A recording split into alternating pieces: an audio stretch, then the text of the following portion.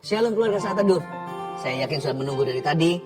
Banyak sekali orang yang setia kalau mau Saat Teduh untuk persiapan hati. Yang gitu yang dapatnya paling banyak dari Tuhan ya. Tapi hari ini kita nggak fokus ke diri kita. Kita mau fokus terus ke Tuhan Yesus.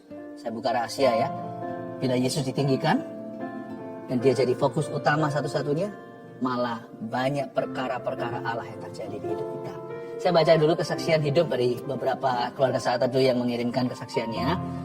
Tentunya begitu banyak, nggak bisa dibaca semua, tapi saya percaya yang dibacakan cukup mewakili. Bernadis Simangunsong. Saya bertahun-tahun tidak pernah beribadah. Jarang doa, pastor. Iman saya kering. Saya bagai anak yang hilang, tapi Tuhan masih menyayangi saya. Saya yang sudah hilang dipanggilnya pulang. Saat saya terjerat hutang, jalan saya buntu dan mulai sadar kesalahan saya. Rabu 16 Maret 2022, awal saya mengikuti Saat Teduh bersama. Setiap hari saya sempetin mengikuti Saat Teduh bersama dengan menonton tayangan yang sudah lampau. Saat saya mengikuti Saat Teduh berjudul Bahan Bakar Keberhasilan, yaitu pada 17 Juni 2022, judulnya Bahan Bakar Keberhasilan Kita, pastor berkata, dalam keadaan terpuruk segala usaha sia-sia. Tuhan akan tolong asal kita berani bersabar. Kita harus punya seni bersabar menunggu pertolongan Tuhan. Tepat hari itu juga Tuhan kirimkan seseorang untuk melunasi hutang saya. Saya sampai menangis bersujud syukur di kamar. Pertolongan Tuhan benar-benar di luar nalar. Saya yakin bahwa pemulihan demi pemulihan akan terjadi jika kita menaruh seluruh harapan kita hanya pada Tuhan Yesus. Hidup gak boleh nyerah. Pengharapan sama Tuhan harus terus ada. Saya belajar harus melibatkan Tuhan dalam segala perencanaan. Terima kasih pastor dan tim, tolong tetap bawakan saya dalam doa. Selalu keluarga Saat Teduh, kami selalu mendoakanmu. Kevin Sumarau. Shalom pastor dan tim, pada hari Jumat 17 Juni 2022, saya mengikuti Saat Teduh bersama yang berjudul Balas Budi Bukan Dendam yang tayang 18 Desember 2020 yang lalu. Pada saat itu entah kenapa sebelum memulai Saat Teduh bersama, saya merasa sangat pegal di pinggang belakang bagian bawah. Memang udah lama saya mengalaminya, jadi terasa hal itu saya sepelekan.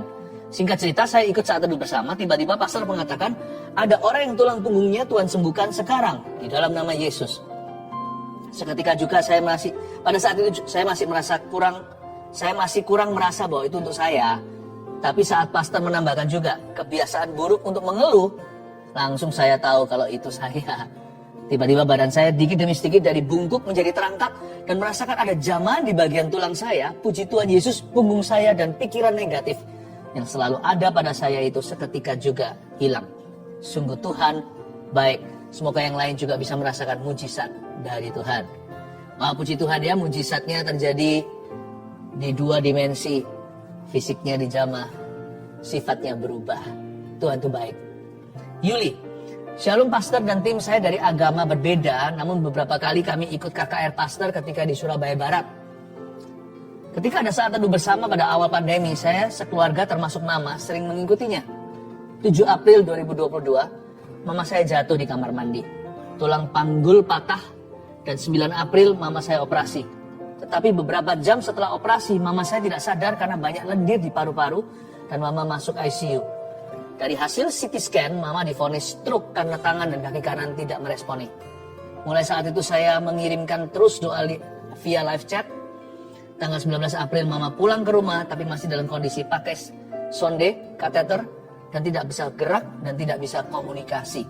Saat Teduh bersama 15 Mei 2022, saya diinfo teman saya kalau Pastor Philip doa untuk seseorang dan teman saya yakin itu untuk mama saya. Pastor berkata, ada orang tua yang habis operasi terkena stroke, Tuhan akan berikan percepatan jalan lagi. Saya imani itu terus. Tepatnya tanggal 14 Juni, puji Tuhan mama saya mulai jalan. Walau mesti masih dibantu. Terima kasih Tuhan, terima kasih pastor. Tuhan Yesus berkati. Ada banyak mujizat terjadi, tapi jangan fokus ke mujizatnya. Bahkan jangan fokus ke diri sendiri. Tanggalkan semua kemuliaan dan persoalan. Pandang Tuhan Yesus. Sesuatu akan terjadi. Kasih dia dengan segenap hati. Itu perintah Allah yang utama. Satu hal saja yang kita rindukan ketika masuk hadirat Allah. Berjumpa dengan dia. Haleluya.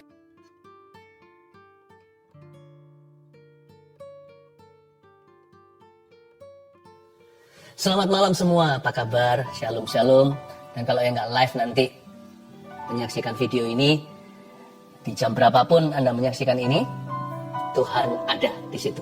Ya, kita mulai dengan kesaksian seperti biasanya. Live chat juga sudah buka. Ini kan YouTube Live. Anda bisa sampaikan permohonan doa. Mulai sekarang bisa komunikasi dengan kami. Tim sudah ready. Saya bacakan dulu kesaksian. Ini dari kesaksian saat teduh yang lalu. Yang ini namanya Indah. Bulan Juli salah satu saat teduh, Pastor Philip bernubuat bulan Agustus adalah bulan titik balik. Akan ada deal-deal yang dari Tuhan. Akan ada jabat tangan sebagai tanda kesepakatan. Saat itu saya menerima dengan bingung. Bagaimana caranya ya Tuhan, dalam waktu dekat ada rumah kami yang bisa deal. Usaha suami saya di dunia properti pengembang. Dan saya adalah agen properti. Akhir Juli kira-kira tanggal 28. Ada deal harga dan kami diberi DP salah satu rumah kami. Dan tepat bulan Agustus tanggal 6 kami ada jabat tangan di notaris. Transaksi jual beli. Seperti yang dinubuatkan Pastor Philip. Kemudian Pastor Philip doa minta perpanjangan waktu sampai bulan September. Dan benar-benar luar biasa Tuhan itu. Di akhir September kami deal harga lagi satu rumah yang lebih kecil. Dan tanggal 12 Oktober kemarin kami jabat tangan sekali lagi di notaris untuk pelunasan rumah. Padahal rumah ini sudah 3 tahun nggak bisa dijual. 3 tahun belum bisa terjual, tapi justru di saat pandemi malah bisa terjual dan cash lagi pembelinya. Dahsyat. Sungguh bersyukur buat apa yang Tuhan berikan kepada kami. Puji Tuhan. Saya senang sekali mendengarkan orang yang bersyukur ya. Tuhan itu baik. Yang ini kesaksian dari tim live chat, tim doanya. Jadi yang melayani nggak dilupakan ternyata. Give, it will come back to you. Ini agak panjang, kesaksian luar biasa. Kira-kira hampir 1 bulan saya sering gatal-gatal di seluruh badan, rasanya nggak enak. Seperti panas, perih, sampai mau garuk-garuk saja. Puncaknya hari Senin, 12 Oktober tiba-tiba dilekukan tangan seperti pecah-pecah kering. Lalu mulai mengelupas perih, warna merah dan keluar darah dikit-dikit. Lalu di pergelangan tangan kiri dan semua lengan saya seperti ada kulit mengkerut dan berubah warna jadi coklat seperti kulit kering. Lalu tanggal 14 Oktober saya tugas live chat. Jadi nggak dengerin Ko Philip saat teduh. Tapi saat itu suami saya mengikuti saat teduh bersama Ko Philip. Malam harinya saya sudah tidur. Sama suami saya saat teduhnya diputar ulang lagi. Saat di akhir Ko Philip bilang, ada seseorang perempuan yang Anda punya alergi tertentu. Itu ditimbulkan oleh lemak dalam tubuh Anda. Karena badan Anda gemuk, lifestyle Anda tidak sehat. Lemak itu membuat badan Anda gatal sampai dilekukan-lekukan tangan merah-merah seperti darah keluar. Dan Ko Philip bilang kalau Anda dijamah Roh Kudus saat ini dan Anda disembuhkan, dalam sebulan berat badan Anda akan turun sampai 5 kilo. Lalu malam itu Sandy Imani namanya nih, dan doakan bahwa itu saya dan saya pasti disembuhkan. Waktu pagi hari bangun tidur sama Sandy, saya diputarin saat teduhnya Ko Philip, dan waktu Ko Philip bernubuat buat orang yang sakit gatal-gatal, kita langsung toleh-tolehan. Sandy cuma bilang, kamu gak doa sama Tuhan masalah gatalmu itu, tapi Tuhan tahu detail loh, detil sekali segala yang kamu perlukan. Saya memang gak doa sama Tuhan masalah gatal yang saya alami, karena saya kira kulitnya kering saja karena jarang sekali punya waktu perawatan tubuh seperti dulu. #efek sibuk kerja. Terus juga jarang makan sayur. Saya baru sadar ternyata hal sekecil itu pun bahkan tidak saya pikirkan bisa jadi masalah kalau Tuhan tidak campur tangan. Tapi puji Tuhan, Yesus tahu apa yang saya butuhkan. Puji Tuhan sekarang sudah nggak gatal lagi. Tangan yang bagian lekukan sudah kering, tidak merah-merah sampai seperti darah keluar. Lalu di lengan juga merah-merahnya sudah kering. Di pergelangan tangan juga perlahan kulit mengkerutnya memudar. Yang pasti sudah nggak perih lagi. Lalu yang lebih wow, berat badan saya setiap hari sedikit-sedikit turun. Belum drastis, tapi sekarang sudah 70 sampai 71 kiloan dari yang sebelumnya 76,4 kilo. Melalui kejadian ini saya belajar bahwa ketika kita belajar hidup sungguh dengan Tuhan, kita nggak usah khawatir tentang apapun, karena Tuhan sendiri yang turun tangan, yang cover kita hingga detil-detil hidup kita. Apa yang kita pikirkan, apa yang kita butuhkan, apa yang kita perlukan, bahkan sampai apa yang tidak kita pikirkan, yang tidak dilihat mata, tapi kita perlukan, Dia yang menyediakannya bagi kita. Vina dan Joel. Haleluya. Haleluya, saya terharu. Tuhan itu kerjanya dahsyat, nyata sekali. Hari ini giliranmu. Ayo bawa hati untuk menghadap Tuhan Yesus. Dan Insta Live juga sudah bergabung. Mari kita semua satukan hati, satukan iman, bahwa pengharapan kita yang pupus kepada Tuhan. Mari kita menyembah. Apa yang paling nikmat saat kita bersaat teduh? Yaitu kalau kita berdoa dan membaca firman bersama-sama dengan keluarga.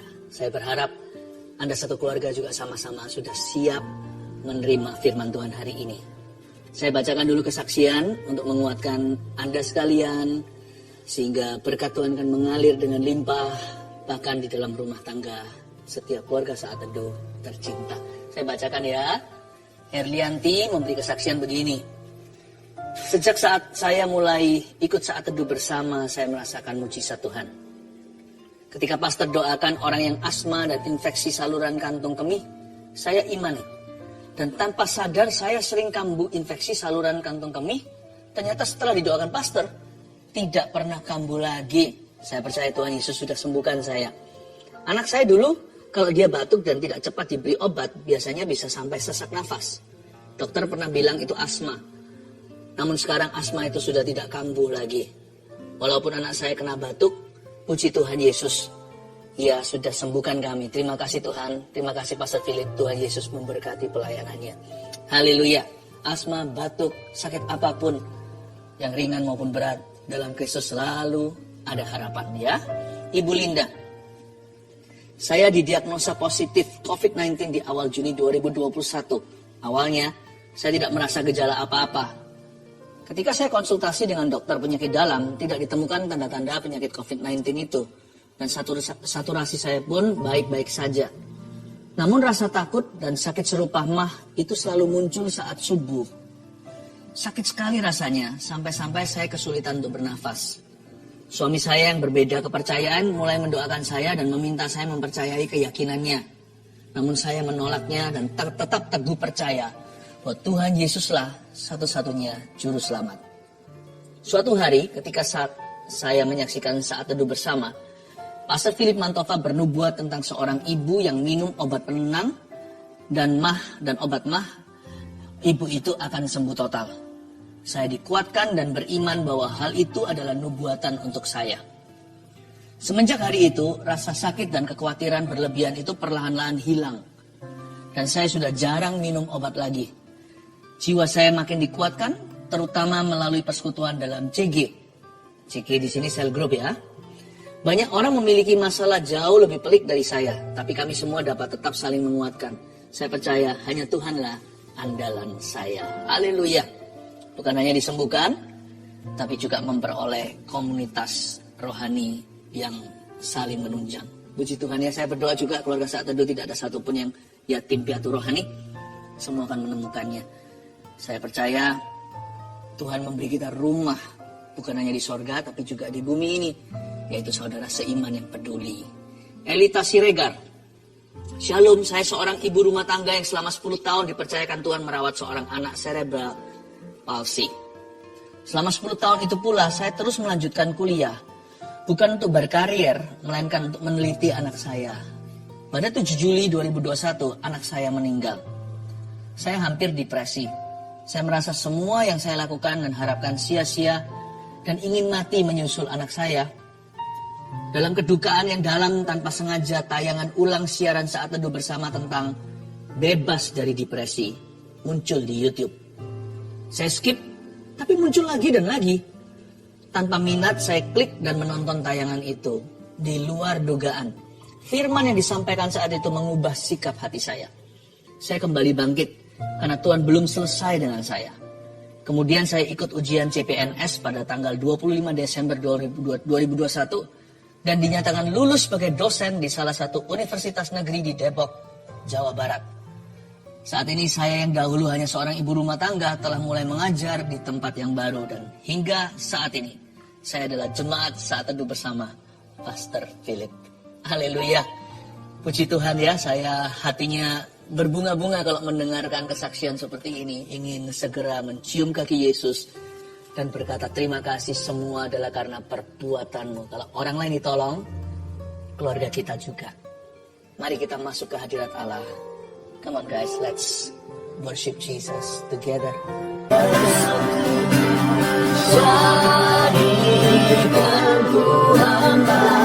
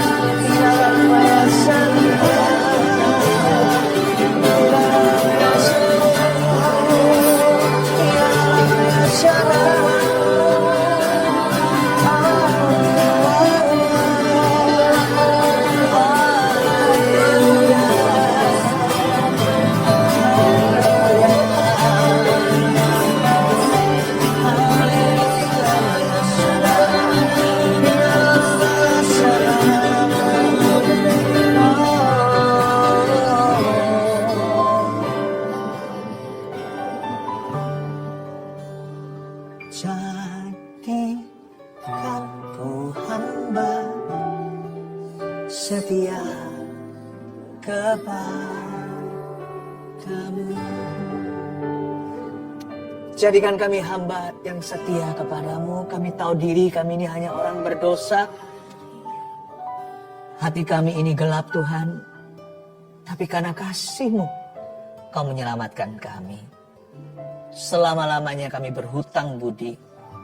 Sampai kapanpun kami akan senantiasa bersujud mengasihi-Mu. Karena kasih-Mu atas kami tiada batasnya. Tak ternilai harganya. Thank you Jesus. We love you. Teach us. Dear Holy Spirit God, Allah Roh Kudus yang terkasih, ajari kami bagaimana kami bisa melayani Kristus. Bagaimana kami bisa mengasihi Kristus. Sebagaimana Kristus terlebih dahulu mengasihi kami. Sembunyikan hamba-Mu di balik salib-Mu. Biarkan firman-Mu tersampaikan. Dalam nama Yesus. Haleluya. Amin. Puji Tuhan. Saya bersyukur ya. Kita saat teduh udah ratusan episode. Dan sejak pandemi tentunya.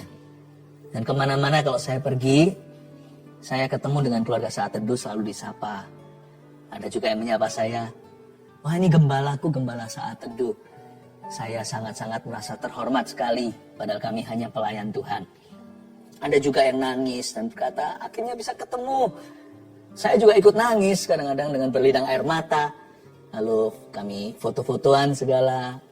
Dan senang ya, kita sekalipun tidak dari satu kota, sebagian belum pernah kami temui, tapi udah rasa dekat karena kita terus mengikuti apa yang Roh Kudus taruh di saat teduh bersama ini. Sebenarnya STB saat teduh bersama ini juga seperti pengembalaan ya kan? Seperti keluarga. Saya juga mau mendorong Anda kalau yang baru bergabung, baru berapa minggu, berapa bulan, atau baru sekarang, welcome home. In the presence of God with us, di hadirat Tuhan bersama dengan kami, bersama dengan kita semua. Anda tidak sendirian menghadapi pergumulan. Saya mau dorong Anda untuk subscribe di channel ini. Ini juga seperti pengembalaan. Biarkan terus dimuridkan ya. Jangan lupa juga tekan tombol notifikasi. Supaya diingatkan kalau nanti ada berikutnya live kemudian. Atau nanti ada materi-materi yang bisa sangat jadi berkat. Saya hari ini mau menyampaikan firman Tuhan yang saya beri judul bahasa kasih kita kepada Tuhan. Biasanya gini, kurikulum saat teduh ini mengajarkan banyak various topiknya itu beraneka ragam. Dan saya bersyukur karena Roh Kudus itu mengena pada kita semua. What's for you, what's for me. Tapi khusus hari ini saya kok rasa tergerak untuk enggak fokusnya hanya kita melulu atau kebutuhan kita. Kita harus belajar gimana mengasihi Tuhan. Terbalik, kita konsentrasi ke atas. How do we love God? Bukankah perintah Allah yang pertama bukan kasih dirimu sendiri? Gak pernah itu menjadi perintah Tuhan. Perintah nomor 1 adalah kasihlah Allahmu. Dengan segenap hati. Segenap jiwa. Dengan segenap kekuatan. Jadi kalau kita fokus ke Tuhan ya. Malahan banyak perkara-perkara surga terjadi. Tahu nggak? Jika Yesus ditinggikan, salibnya ditegakkan, dia akan menarik semua orang untuk datang. Tingkap-tingkap langit justru terbuka kalau kita tidak memintanya. Tapi jikalau fokus hati kita, konsentrasinya adalah merapat mendekat pada Tuhan, malah kita memperoleh segala-galanya. For whoever has Jesus, he has everything. Siapa yang punya Yesus, dia punya segala sesuatu. Mari kita pelajari bahasa kasih yang kayak gimana ya, yang membuat hati Tuhan itu senang. Tak lain kita akan belajar dari seorang wanita Narwastu. Ini terkenal sekali di dalam Alkitab. Orang ini tahu bagaimana memperlakukan Tuhan Yesus. Kita harus belajar dari dirinya. Buka bersama dengan saya di Matius pasal 26 ayat 6 sampai 13. Saya bacakan dulu seluruh ceritanya Yesus diurapi. Ketika Yesus berada di Betania, di rumah Simon si kusta, datanglah seorang perempuan kepadanya membawa sebuah buli-buli pualam berisi minyak wangi yang mahal. Minyak itu dicurahkannya ke atas kepala Yesus yang sedang duduk makan. Melihat itu murid-muridnya gusar dan berkata, untuk apa pemborosan ini?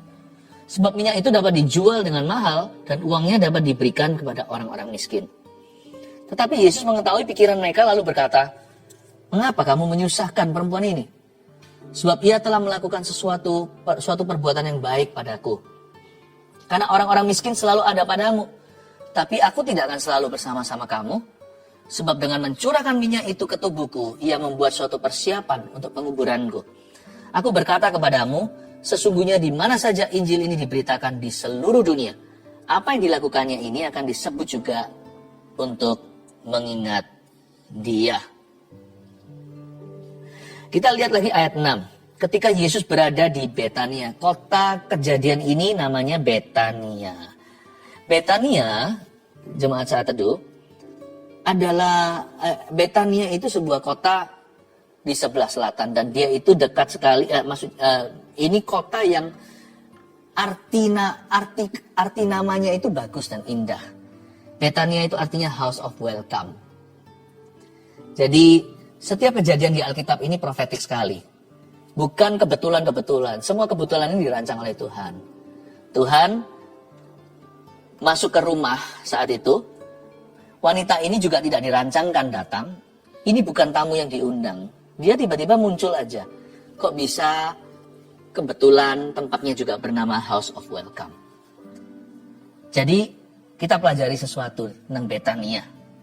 Tuhan itu betah di dalam hidup orang yang me-welcome dia. Karena Tuhan bukan maling yang masuk tanpa diundang. Tuhan itu selalu mengetuk pintu. Pernah kan kita lihat sebuah gambar atau mungkin di toko buku Kristen kan juga ada seperti itu, gambaran Yesus mengetuk pintu. Tuhan Yesus itu begitu. Lain dengan roh jahat. Tiba-tiba aja seseorang kesurupan. Roh Kudus nggak begitu. Roh Kudus itu permisi dulu, sekalipun dia yang punya segala sesuatu. Waktu penciptaan dia melayang-layang di atas bumi.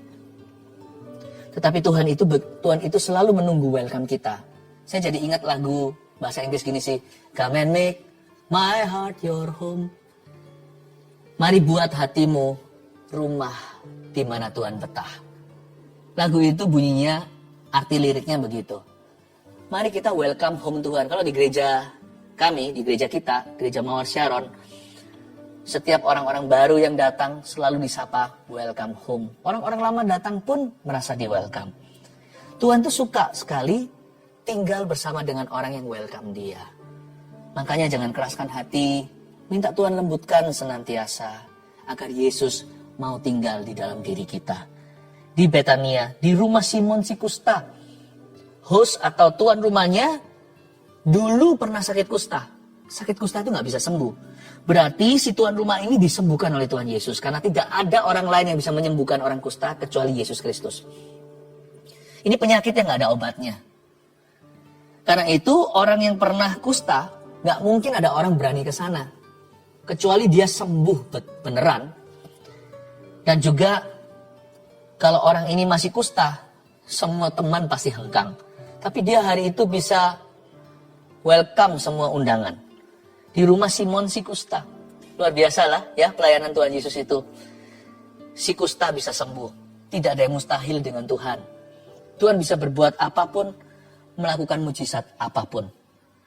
Tiada yang mustahil bagi Tuhan, dan sekarang tiada yang mustahil bagi orang yang percaya.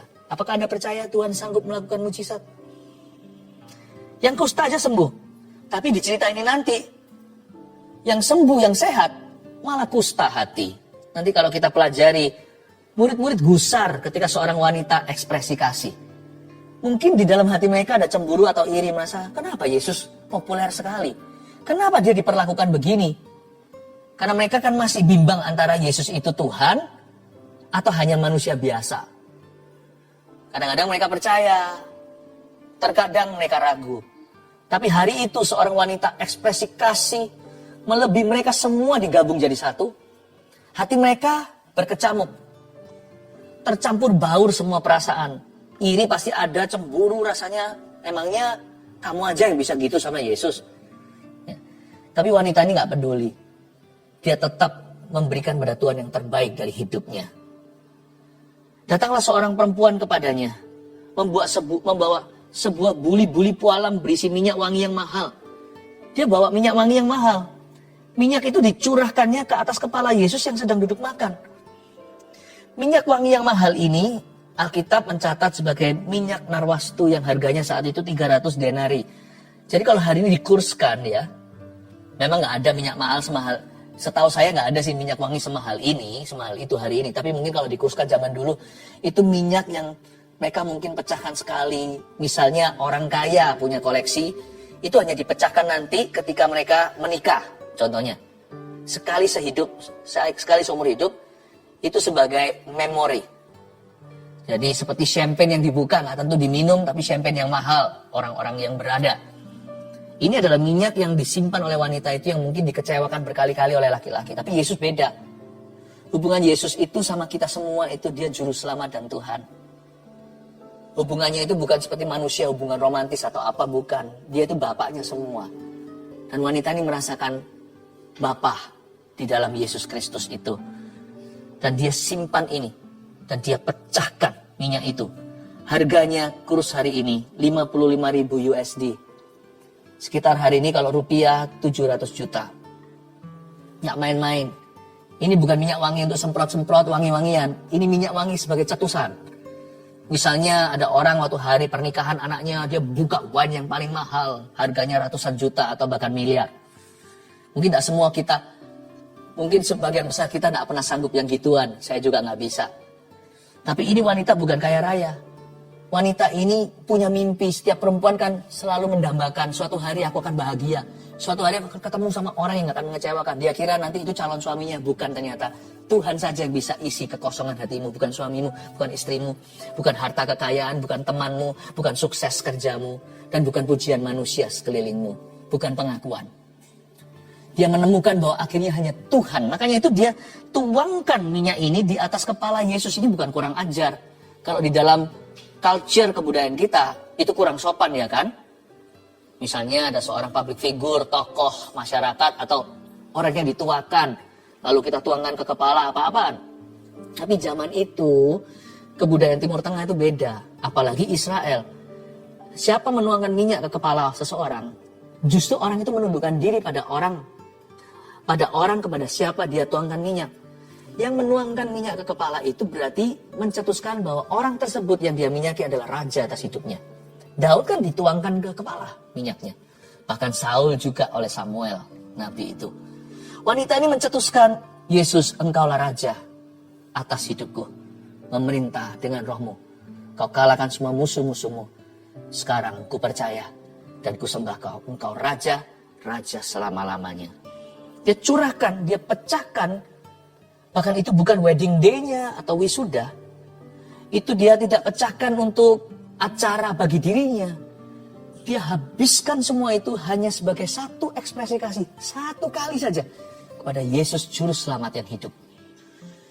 700 juta, gak main-main. Orang ini serius mengasihi.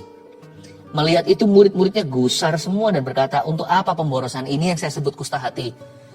Di mana ada iri, di situ ada kusta hati. Di mana ada orang yang nggak terima, merasa ingin bersaing dengan orang lain, tetapi nggak mau berbuat, nggak mau membayar harganya, cuman minta glory atau kemuliaan atau attention, perhatian. Yang ini yang beginian ini nilai prarohani. Melihat itu murid-muridnya gusar dan berkata, untuk apa pemborosan ini? Sebab minyak itu dapat dijual dengan mahal. Dan uangnya dapat diberikan kepada orang-orang miskin. Setuju sih, 700 juta bisa memberi makan banyak orang. Tapi janganlah segala sesuatu itu ditolak ukurnya itu dengan standar kita.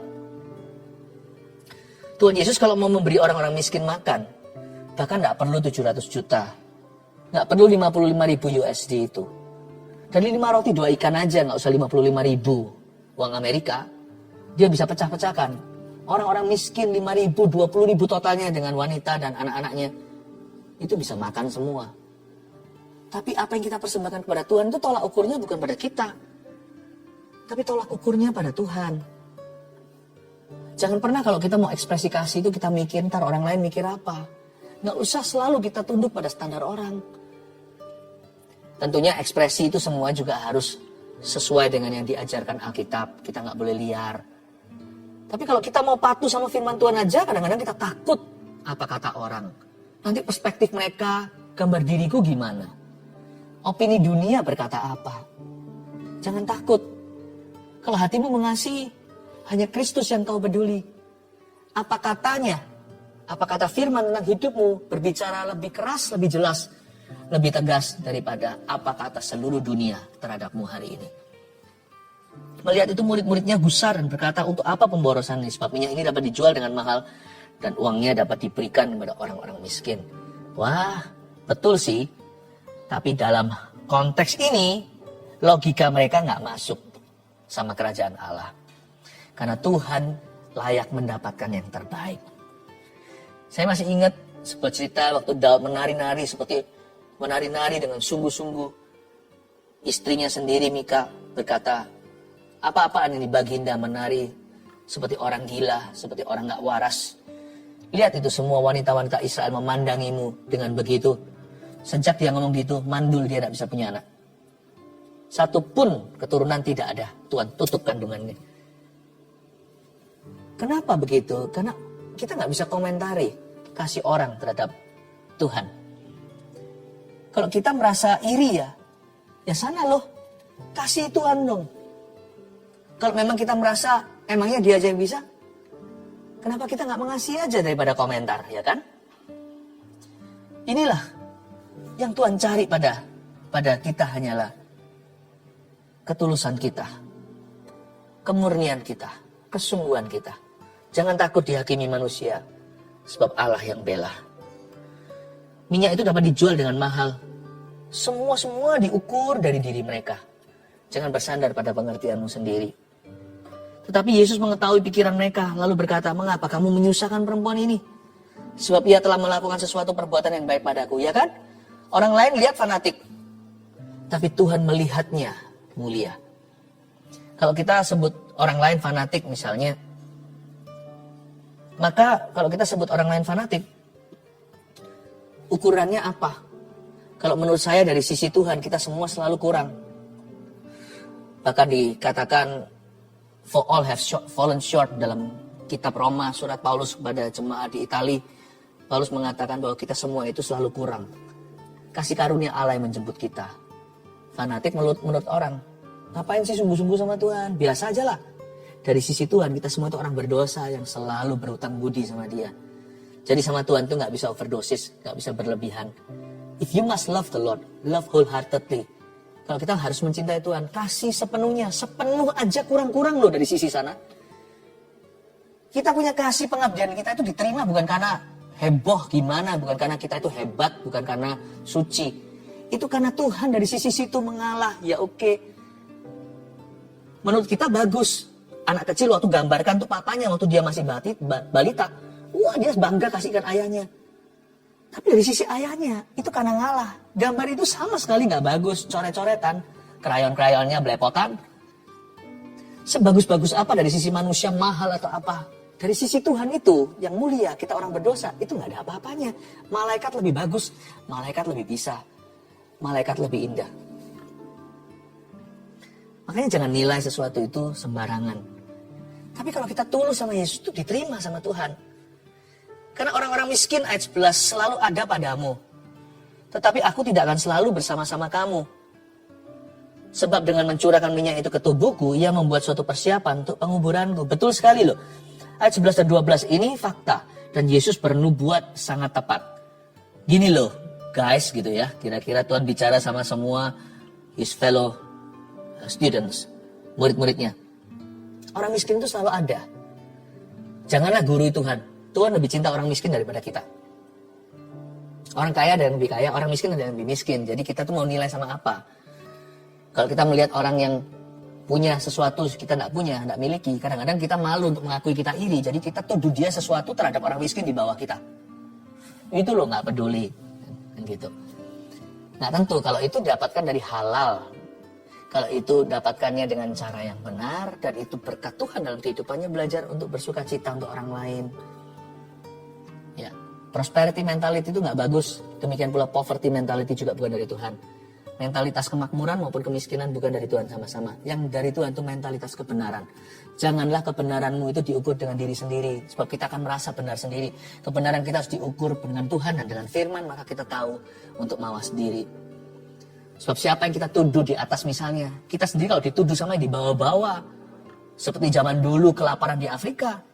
Oh, pakai HP aja egois. Meskipun HP kita bukan yang paling mahal, egois. Mereka di sana minum air aja nggak bisa. Jadi kita mau ukur sama siapa? Mau ukur sama siapa?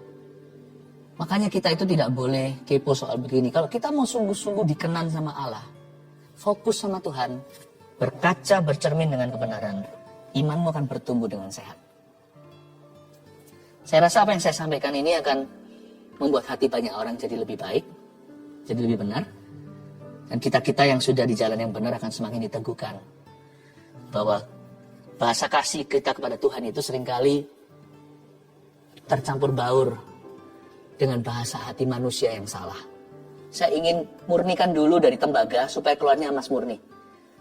Saya murnikan dulu sekarang dibakar sama api lewat firman ini supaya nanti keluarnya adalah emas dan perak yang nyata dari Tuhan. Tuhan bilang begini, sebab orang miskin selalu ada padamu, tetapi aku tidak akan selalu bersama kamu.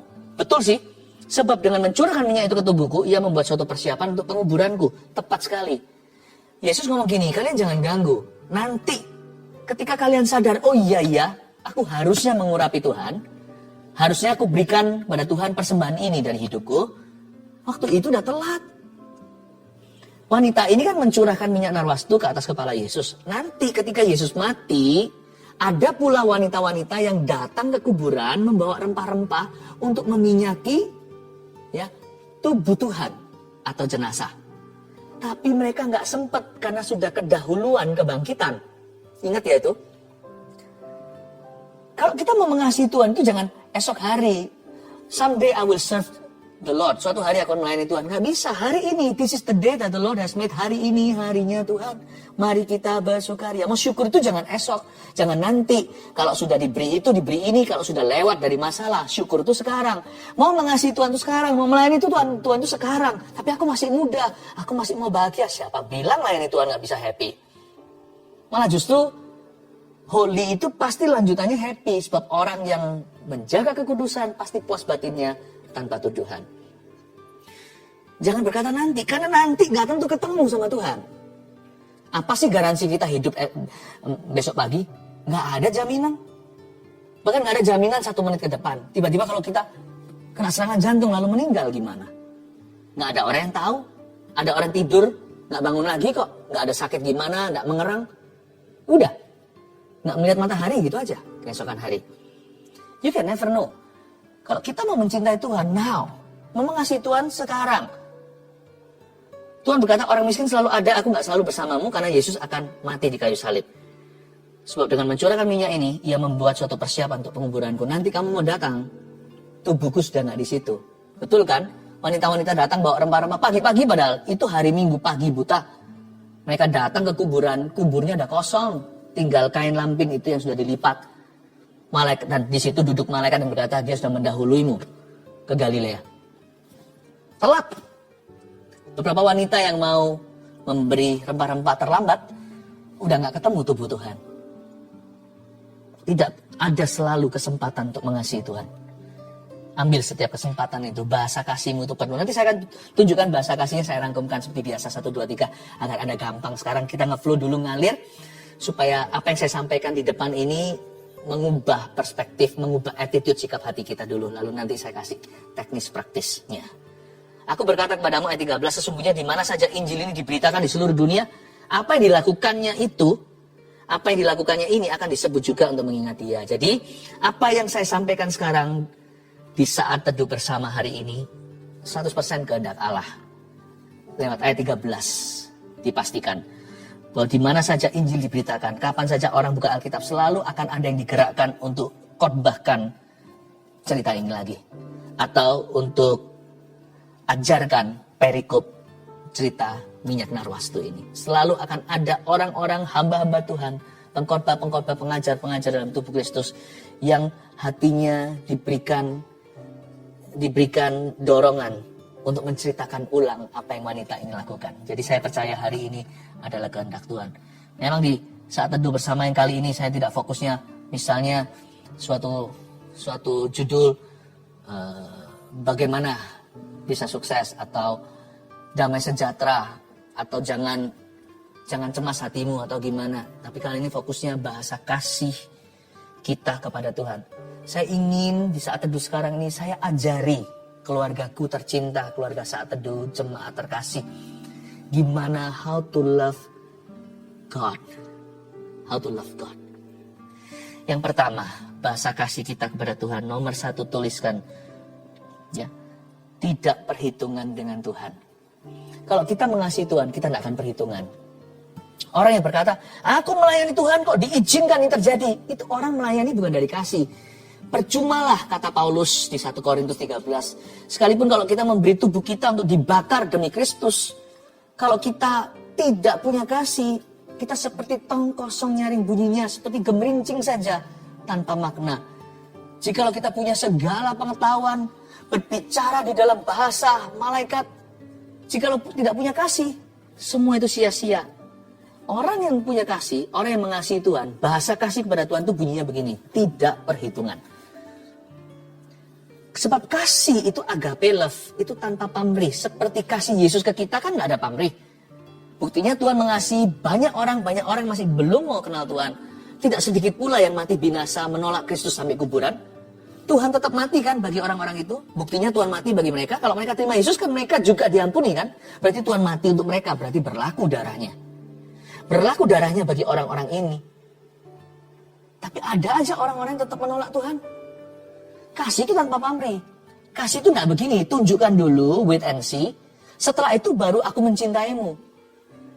Kasih itu gak melihat outcome, result, hasil akhirnya. Kasih itu diberikan di depan, cuma-cuma. Kalau kita melayani Tuhan juga pakai kasih yang sama, yaitu agape love. Sekalipun kita dari sisi sini masih belajar mengasihi Tuhan pelan-pelan. Kalau Tuhan udah lengkap dan sempurna kasihnya atas kita, kita gak boleh berkata, kalau aku melayanimu, kenapa kau izinkan ini terjadi? Kenapa hidupku susah? Kenapa orang memperlakukan aku begini? Nah berarti pelayanan selama ini bukan karena kasih, tapi karena pamrih. Trading dong sama Tuhan. Itu bukan bahasa kasih. Itu bahasa kemunafikan, itu bahasa pura-pura. Hati-hati ya. Banyak di antara kita berkata, Lord I love you, Tuhan aku mengasihimu. Itu ciuman Yudas. Di balik itu ada nilai tukernya.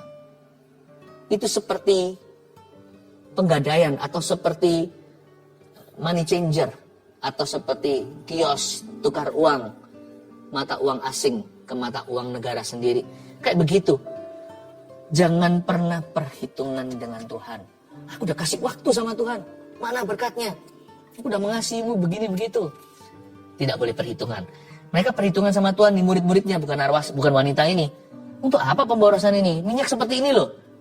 Pemborosan atas Yesus. Sayang untuk Yesus. Kayak gini tuh sayang sekali untuk Tuhan. Harusnya gini tuh untuk manusia, untuk kita lah, bagi-bagilah, kasih orang miskin paling tidak. Orang miskin pun dimanfaatkan namanya. Sebenarnya yang mereka inginkan adalah makan-makan. 700 juta bagi-bagi, kita bisa makan apa? Ya kasih sedekah lah. Tapi sebenarnya untuk mereka ya kan. Mungkin di sini juga ada Yudas yang berpikir demikian. Siapa tahu dialah provokatornya hari itu. Yesus tahu. Sama Tuhan itu tidak boleh pamrih. Karena Tuhan sudah mati cuma-cuma untuk kita. Itu kita nggak bisa beli forever and ever. Amin. Mau saleh, sesaleh apapun nggak bisa masuk surga karena kesalehan. Kalau kita hari ini diampuni cuma-cuma, udah Tuhan nggak perlu kasih mujizat lagi, no bonus. Sudah harusnya kita bersyukur tidak pernah kena sengatan lautan api. Ya, tidak perhitungan dengan Tuhan tua. Bahasa kasih kita kepada Tuhan adalah Tuhan sebagai tolak ukuran di setiap keadaan. Standar Tuhan ya, bukan standar kita. Karena itu jangan kemukakan terus what you think. What you think is not important. What I think is not important. Bukan apa yang kita pikirkan yang penting. Jangan kita kemukakan menurut aku. Jangan-jangan nanti malaikat berkata, siapa yang tanya? Siapa yang tanya? What we think, apa yang kita pikirkan, tidak penting sama sekali. Jadi jangan kemukakan what you feel, what you think. Jadikan standar Tuhan tolak ukuran di setiap keadaan. Dalam hal ini, mereka mengukur pemborosan dari sisi apa? Mereka mengukur semua kejadian ini, bahkan wanita itu mereka hakimi menurut standar mereka. Karena mereka semua rata-rata nelayan, mereka semuanya punya latar belakang sendiri. Jadi mereka mengukur kerajaan sorga juga dari konteks mereka. Kita tidak boleh begitu. Tidak boleh begitu. Kalau Tuhan menerima mereka, menerima wanita ini, siapa kita untuk mencelanya?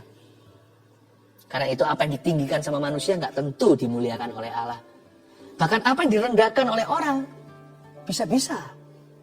Itu yang Tuhan pilih. Batu yang dibuang oleh tukang bangunan menjadi batu penjuru. Tuhan memilih mereka yang biasa untuk mempermalukan mereka yang merasa bijaksana. Tuhan memilih yang lemah untuk mempermalukan yang kuat. Hati-hati, jangan nilai segala sesuatu menurut dirimu lagi. Jadikan Tuhan, firman Tuhan ini jadi pedoman, dan Roh Kudus yang membimbing kita melalui firman. Segala sesuatu mulai hari ini tolak ukurnya adalah sisi kiri, sisi kanan. Firman dan Roh Kudus. Roh Kudus dan firman. Firman dan Roh Kudus dan firman. Oh, terus menerus roh dan kebenaran. Orang yang mencintai Tuhan tidak akan memberhalakan logikanya sendiri. Yang ketiga, segala sesuatu ujung-ujungnya adalah untuk Tuhan. Hari itu semua murid-muridnya 12 fail to love Jesus, gagal mengasihi Tuhan. Hanya satu wanita yang berhasil. Sebab ujung-ujungnya apapun yang dia lakukan, pecahkanlah ini itulah, ujung-ujungnya adalah untuk Tuhan Yesus.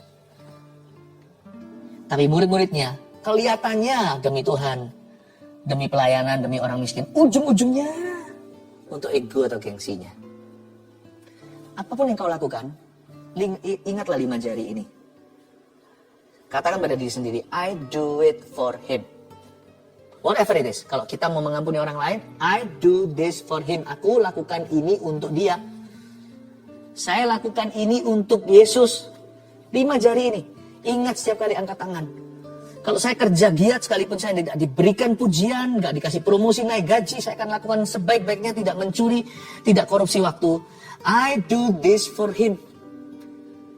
Kalau hari ini kita disalah mengerti, tapi tetap berbuat kebenaran, memberkati, tampar pipi kanan, kasih pipi kiri, I do this for him. Saya pelayanan, tapi kayaknya doa saya sendiri belum dijawab-jawab, mujizat belum tiba. Nggak apa-apa, semua yang kau lakukan itu pelayanan itu. Mujizat kan adalah perlakuan Tuhan atas kita. Itu urusan Tuhan, Tuhan daulat. Tapi apa yang kita lakukan untuk dia, I do this for him. Aku lakukan untuk dia. Anda sekolah, study really hard, belajar benar-benar, ya kan? Sementara teman-teman yang lainnya nyontek gitu aja dapat nilai yang bagus. Anda jujur, pokoknya dapat nilai yang Anda memang sanggup dapatkan, tapi itu fair, itu dari hasil usaha jerih payahmu sendiri. Ingatlah, I do this for him. Ketika Anda berkata tidak pada dosa, menolak semua godaan, I do this for him. Ujung-ujungnya semua adalah untuk Tuhan. Segala sesuatu di hidup kita, we're doing it for him. Kita lakukan untuk dirinya, untuk Tuhan Yesus. Amin. 3 poin ini sederhana. Bahasa kasih kita kepada Tuhan adalah nomor 1, tidak berhitungan dengan Tuhan. Pertama-tama. 2, Tuhan harus sebagai tolak ukuran di setiap keadaan. Jangan ngukur sama diri sendiri, tapi ukur sama firman, sama Roh Kudus. 3, segala sesuatu ujung-ujungnya adalah untuk Tuhan. Ingat motivasimu. Motivasi itu penting sekali. Karena itu yang membedakan antara orang yang mengasihi Tuhan atau diam-diam, sembunyi-sembunyi membenci dia. Saya harap kita semua keluarga Saat Teduh semakin mengasihi Yesus. Haleluya. Dengan lembut saja musik mengalun. Katakan tangan di dada semua kita. Katakan ini, give me a heart that loves you. Beriku hati yang mengasihimu. Seperti wanita Narwasta. Sucikan, bersihkan motivasi kekristenan kami. Sebagaimana Engkau mengasihi kami. Kami perlu untuk mengasihi Tuhan dengan sungguh-sungguh. Ampuni setiap campuran tembaga, bahkan campuran tanah yang mengotori hati jiwa kami, yang mengorting kami, mendiskon kami dari kasih menjadi cinta biasa. Ampuni kami yang sudah suam-suam kuku kasihnya pada Tuhan. Ampuni kami yang kecewa, yang seringkali menuduh Tuhan yang tidak-tidak, memfitnah Tuhan, melakukan apa yang Tuhan tidak lakukan dalam hidup kami, dan menyalah-nyalahkan. Ampuni kami Tuhan, ajari kami agape hari ini, bahasa kasih dengan Engkau. Sekarang kami lebih mengerti. Itulah bahasa kasih ketika kami tidak perhitungan, ketika Engkau menjadi standar kebenaran, ketika motivasi kami hanyalah untuk mengasihi-Mu tanpa pamrih. Terima kasih, baiknya, begitu baiknya Tuhan. Tuhan belanin kami, memindahkan nama kami dari maut pada hidup lewat pengorbanan-Mu. Terima kasih Yesus. Puji Tuhan, hari ini kita belajar melalui Mia Narwasu wanita ini, kita diajari bagaimana mengasihi Yesus. Saya merasakan juga ada banyak sekali orang-orang di jamaah Tuhan. Dan Tuhan juga memilih para wanita di antara keluarga Saat Teduh. Jangan merasa diri lemah tak berdaya. You can teach us a lot about love. Bisa ngajari kita semua, tubuh Kristus, bagaimana mengasihi Tuhan. Saya melihat seorang perempuan, wajahnya sini pernah kena sesuatu yang panas. Saya nggak tahu apakah itu air panas atau kena sesuatu, nggak tahu apa, mungkin alat rambut atau apa, saya nggak tahu. Pokoknya sesuatu yang panas kok ngecap ya di sebelah sininya, sebelah kanan, di sini. Dan Anda sedih sekali, kejadian itu membuat Anda sebagai perempuan tercoreng karena wajah ya, bukan. Dengar baik-baik, ini kejadian yang berapa waktu yang lalu, tapi masih ada bekasnya dan itu kelihatan nampak sekali. Dalam nama Yesus sekarang, semua bekasnya itu hilang. Dalam nama Yesus, Roh Kudus berkata, Tuhan lenyapkan itu semuanya. Dan Tuhan menciptakan kulit yang baru tanpa menanggalkan yang lama. Sesuatu terjadi pada wajahmu, cepat lihat ke kaca. It's gone di dalam nama Yesus Kristus. Nanti foto akan kelihatan sebelum dan sesudah. Kalau Anda foto hari-hari ini akan tahu sisanya tidak ada. Terima kasih Tuhan. Satu orang yang batuk kering, tapi itu dari asam lambungnya, dari lambungnya. Ini sudah berbulan-bulan. Anda sampai malu, orang kira COVID atau apa, padahal bukan. Tuhan sembuhkan Anda di dalam nama Yesus Kristus. Ada satu orang pengusaha memikirkan harus pilih yang mana. Kalau kerja dengan satu customer ini pabrik atau usahanya besar, tapi Anda di lock, tidak bisa hanya eksklusif dengan dia cukup lama. Tapi satu lagi ini lebih kecil, jauh lebih kecil, tapi berkembang atau bertumbuh, tapi anak Tuhan. Saya rasa ini suatu kata-kata peneguhan yang Anda tunggu. Anda pilih yang anak Tuhan ini. Karena sebentar lagi menuju 2024, yang besar ini akan menurun. Yang ini akan menjadi yang besar. Tuhan itu memilih yang satunya. Anda minta peneguhan, ini nggak ada di dalam Alkitab. Anda nggak bisa buka di Kejadian Wahyu sama customer A atau customer B. Tetapi di dalam firman dan kebenaran, di dalam Roh Kudus saat ini Tuhan memberimu konfirmasi. Haleluya, terima kasih Tuhan Yesus, mengucap syukur kepadamu. Terima kasih Tuhan. Sampai akhir ku menutup mata. Sambil nyanyi lagu ini. Tuhan berkati semua permohonan doa di dalam nama Yesus Kristus. Mari kita angkat tangan kita. Sampai ku dapatkan mahkota kehidupanku, ku tetap setia untuk melayanimu. Ku tetap setia, ku tetap setia untuk melayanimu. Ku tetap setia, ku tetap setia untuk melayanimu.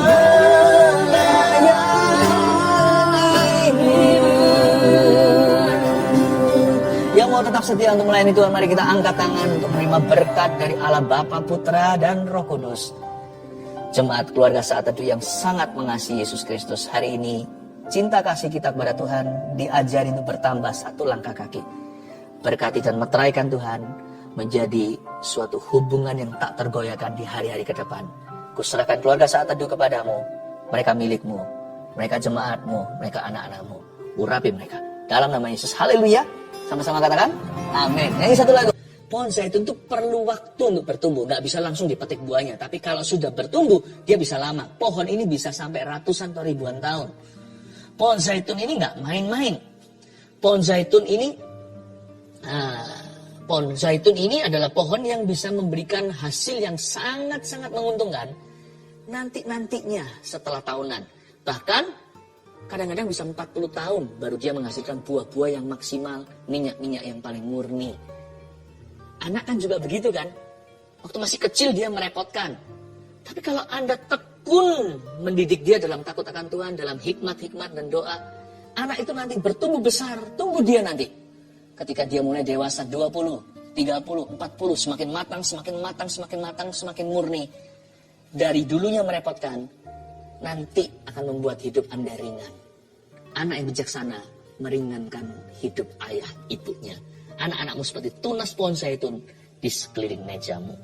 1, 2, 3, keluarga yang bahagia itu seperti apa? Yang kepala keluarganya takut mendukakan roh Allah. 2, yang istrinya penuh kasih dan kaya dalam perbuatan baik. 3, yang anak-anaknya bertumbuh dalam kebenaran firman.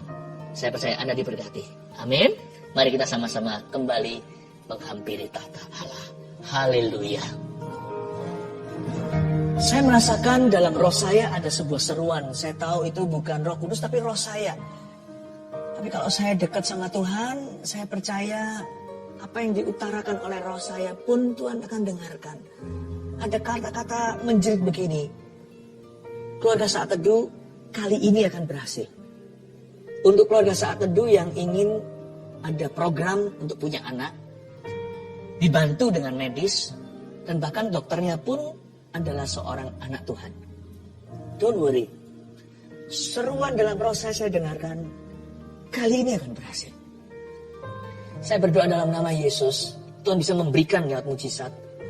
Tapi kadang-kadang Tuhan memberikan sesuatu yang progresif. Ada waktunya Tuhan memberikan secara supranatural. Juga datang saatnya di waktu kita kadang-kadang sesuatu yang alami terjadi lewat pertolongan. Itu pun pertolongan Tuhan. Segala pertolongan itu datang dari Tuhan.